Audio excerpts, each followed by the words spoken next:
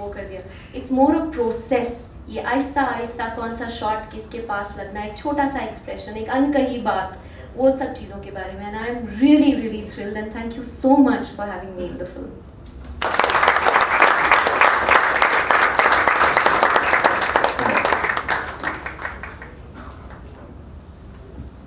नमस्कार.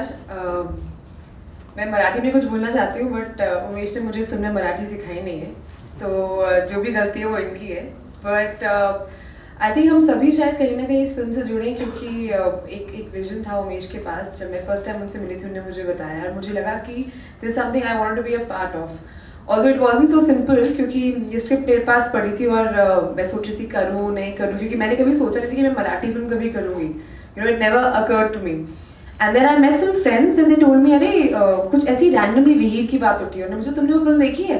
And I thought, अरे I just met this film maker, should I just watch his film? And I went back home and I saw Vihir and I saw Deool the same night and I called him the next day saying, I am so sorry, I didn't respond to you earlier. Can I do this film? Can you please take me in this film? And he of course was very very gracious. He said of course, and you know, the film happened. And I have to admit, I agree with Tiska. I don't think this is a Marathi film. I think it's world cinema. I think it's a film that all of us standing over here are very very proud to be associated with and will always be. It's been an experience for me as an actor. It's definitely, I think, I don't think there's no protagonist in the film. I think the highway is the protagonist, and in somewhere it sort of makes you look internally as to who you are and where you want to go to life and what is the process that you sort of you know, take in reaching over there. So thank you Umesh, thank you Girish, thank you everybody. It's been a wonderful experience for me. I hope everybody enjoys this film. आपको भी उतना ही मजा आएगा जितना हमको आया, क्योंकि कहीं ना कहीं बहुत ही प्यार से ये फिल्म बनती चली गई. कुछ इतना सोचना नहीं पड़ा, इतनी मतलब मेहनत नहीं लगी. मतलब मेहनत लगी but it wasn't like it was a very organic process. That's all I can say. So thank you. I hope you guys enjoy the film.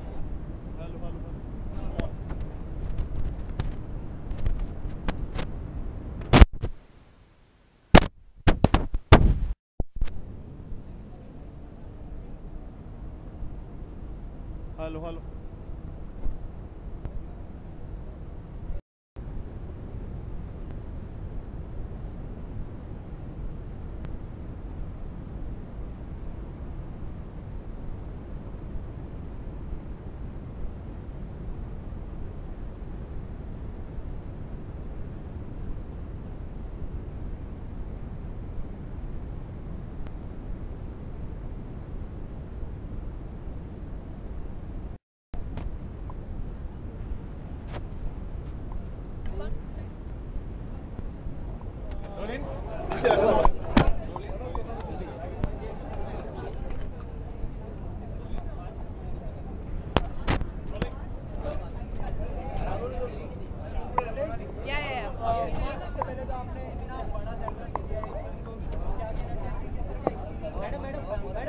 I think Umesh Kulkarni बहुत ही अमेजिंग फिल्म मेकर है. उनकी बहुत जबकि वो मराठी में फिल्में बनाते हैं बट उन फिल्मों का रीच इंटरनेशनल लेवल पे फेस्टिवल्स पे होता है. मैंने उनकी कुछ फिल्में देखी हैं जो मुझे बहुत पसंद आई and I thought it was just a film that I wanted to be a part of. आप इसे बोल सकते हैं कि do I want to promote Marathi cinema, do I know one thing that I just want to be associated with good cinema and if मेरे इस film में होने से इसको यू नो कुछ इसकी रीच बढ़ती है तो I don't be very happy to do that.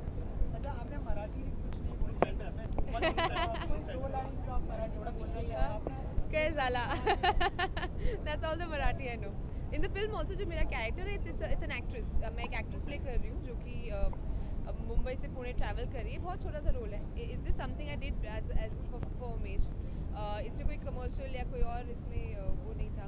It was just something. It's a good film and I wanted to help out as much as I can to make this film as popular as it can B.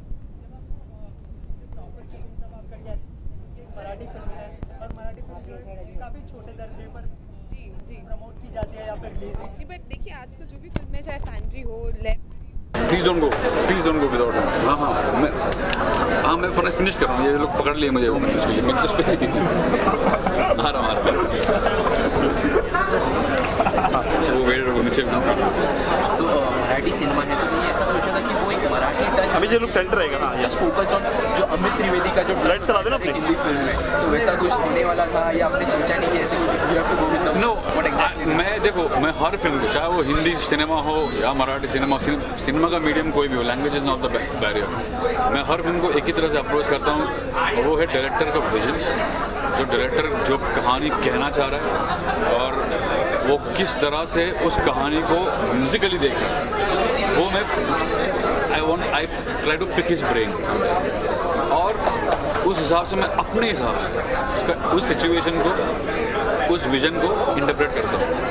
इसमें भी उसी तरह की कुछ बात थी जिस तरह से ये फिल्म है। It's about finding your inner self. अंदर अपने आप में झांक के देखना है। इट्स लाइक लिखा है एक सेल्फी आर पार to see within yourself. हम लोग हाईवे मतलब हम लोग वी ऑल रनिंग भाग रहे कहाँ जाने किसी को पता नहीं। कहीं ठहर के रुक के एक शांति से just think about your self अंदर जाके आत्ममंथन करके देखे what you actually are, where you want to go, what you want to do in life. So that is the film about. And it's a beautiful journey of all different characters who come from different walks of life.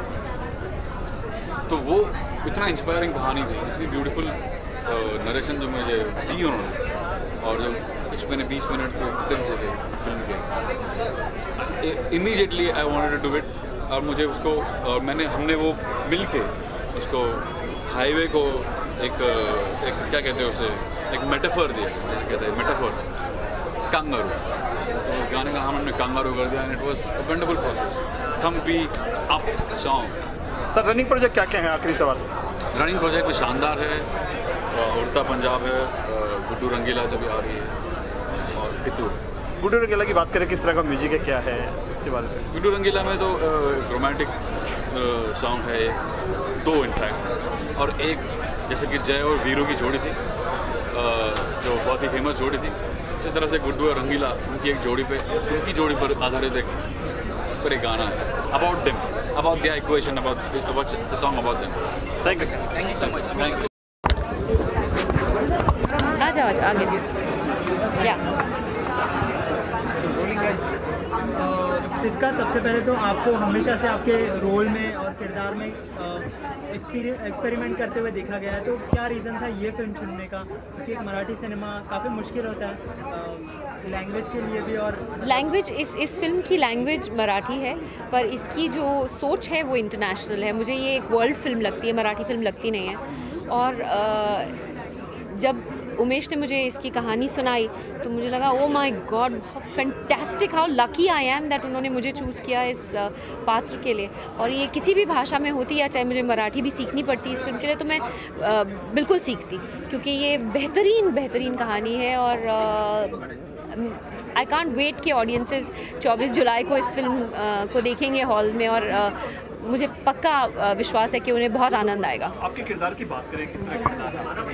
किरदार के बारे में मैं ज़्यादा नहीं कहना चाहूँगी क्योंकि एक सरप्राइज़ एलिमेंट है मेरे किरदार को लेके हाईवे में। एक रिच क्लासी गुजराती लेडी है जो अपने फार्म हाउस पे जा रही है हाईवे पे और क्या होता है बाकी का वो आप फिल्म देख के आपको पता चलेगा। उमा और आप हैं तो फिल्म तो जैसे बड़ी हो गई है काफ़ी तो बॉलीवुड काफ़ी मराठी में भी आने लगे क्या कहना चाहेंगे इसके बारे में? आई थिंक बड़े बजट की फिल्में मतलब बनने लगी पता नहीं, मैं ज़्यादा एज एन आर्टिस्ट सोचती हूँ, मैं बजट और इन सब चीज़ों के बारे में ज़्यादा सोच नहीं पाती। मुझे एज एन आर्टिस्ट मुझे कहानी या डायरेक्टर के एटीट्यूड या कुछ एक पहलू इंसानी एक्सपीरियंस का जो हमने पहले नहीं देखा, जो हम जब सिनेमा हॉल में बैठते हैं और वो हॉल में अंधेरा होता है और हम जो एक्सपीरियंस करते हैं, जो हम अनुभव करते हैं, वो मुझे आइटम सॉन्ग्स में उतना मज़ा नहीं आता या मुझे एक्शन में उतना नहीं आता, मुझे ह्यूमन एक्सपीरियंसेस में मज़ा आता है। तो मैं उस तरह की कहानियाँ ढूंढती हूँ जहाँ पे अगर आप तारे ज़मीन पर की माँ है तो आप उसके साथ उसका एक्सपीरियंस कर रहे हैं कि उसका बेटा जब हॉस्टल छोड़ रहा है तो उसको कैसी फीलिंग हो रही है, या दिल तो बच्चा है जी में जब आप देखते हैं कि वो उसका हस्बैंड उसे ध्यान नहीं दे रहा तो उसका ट्रेनर एक यंगर लड़का है जिसके साथ उसका अफेयर है, तो उसकी कैसी फीलिंग है। मुझे फीलिंग्स में ज़्यादा इंटरेस्ट है और मुझे हमेशा फीलिंग्स को ही लेके मैं फिल्म्स देखना चाहती हूँ और उस तरह की चीज़ें, क्योंकि इंसान की जो नेचर है वो एक प्याज या एक अनियन कांदे की तरह है, उसकी लेयर थोड़ी थोड़ी सिनेमा हॉल में जाके जब उतर जाती है और हमें अपने इंसानियत का एहसास होता है। मुझे उस तरह की फिल्मों का शौक है और ये फिल्म वैसी है। कितना मुश्किल था मराठी करना, एक बोलना मराठी एक्चुअली मुझे बहुत मुश्किल नहीं था क्योंकि मेरे पात्र को मराठी बोलने की ज़रूरत नहीं थी। मैं एक गुजराती कैरेक्टर हूँ तो मैंने हिंदी ही में ही बात की। कैसी केमिस्ट्री हुआ आपके साथ में मराठी कलाकारों से? हुमा और मेरा कोई सीन नहीं है फिल्म में साथ में, पर हुमा और मैं दोस्त हैं। She is a wonderful girl and a talented actress. बाकी के जो लोग हैं, बिकॉज मैं सिर्फ गाड़ी में थी और एक FTII के यंग लड़के हैं, उनके साथ मेरा था रोल गाड़ी में कॉन्वर्सेशन। उसके अलावा गिरीश और उमेश ज़िंदगी भर के लिए मेरे दोस्त बन गए हैं इस फिल्म की वजह से, और आई एम वेरी लकी कि उन्होंने मुझे चूज़ किया इस फिल्म के लिए। मैं ये नहीं सोचती कि मैं बॉलीवुड एक्ट्रेस हूँ और मैंने मराठी फिल्म की। मुझे ऐसा लगता है कि ये मेरी खुशकिस्मती है कि इस तरह की फिल्म में मुझे काम करने का मौका मिला। मैं हमेशा इस फिल्म को बहुत प्राउडली देखूँगी जब भी देखूँगी। रनिंग प्रोजेक्ट क्या है आपके आने वाले? बहुत ही बहुत स्पीड से रन कर रहे हैं प्रोजेक्ट्स। देयर इज़ सबसे पहले आएगी हाईवे, फिर आएगी राम गोपाल वर्मा की सीक्रेट, फिर आएगी लवशुदा, फिर घायल, ऐसे काफ़ी सारी। किसी एक फिल्म के बारे में अनवील करना चाहेंगे आप? आपके काफी... मैं कुछ नहीं अनवील करना चाहूँगी, उस फिल्म की प्रेस कॉन्फ्रेंस में अनवील करेंगे। अगर बात करें बॉलीवुड और मराठी फिल्मों की, तो क्या फ़र्क महसूस किया आपने? कितना मजा किया वहाँ के काम करने के तरीके में और यहाँ के काम करने के तरीके में? आई थिंक हर यूनिट अपनी एनर्जी लेके आता है। यहाँ पे मुद्दा सिर्फ एक ही था कि आप जो मुश्किल था बहुत शूट करना, क्योंकि हम लोग हाईवे पे शूट कर रहे थे। ये बॉम्बे पूना एक्सप्रेसवे जो है उस पर शूट कर रहे थे, तो उसका एक मैकडोनल्ड, एक बाथरूम, एक कैफ़े, कॉफ़ी डे सबसे परिचित हूँ। मैंने इतनी ड्राइविंग की इस फिल्म में, इतनी ड्राइविंग की कि मतलब आप देखेंगे तो आपको पता चलेगा, क्योंकि वो जो ओके टेक होते हैं वही रखते हैं, पर कम से कम 50 चक्कर काटे होंगे मैंने एक्सप्रेसवे के उन 4 दिनों में, up and down, up and down, up and down. So it was unusual, एक गाड़ी के अंदर शूट करना और सिर्फ उतने ही दायरे में रहना। It was interesting. Thank you. अगर उमेश और गिरीश जैसे लोग आएंगे और इस तरह की अनयूजुअल कहानियाँ जहाँ पे ह्यूमन एक्सपीरियंस का एक अलग पहलू देखने को मिलेगा तो ज़रूर करना चाहूँगी किसी भी लैंग्वेज में। इससे पहले हाईवे की क्या कहना चाहेंगे उसके बारे में? बेहतरीन फिल्म, मेरे दोस्त इम्तियाज़ अली की फिल्म, और आई लव्ड इट। कहीं ना कहीं छाप है उस फिल्म की? बिल्कुल भी नहीं, बिल्कुल भी नहीं, बिल्कुल अलग अलग कहानियाँ हैं। Thank you.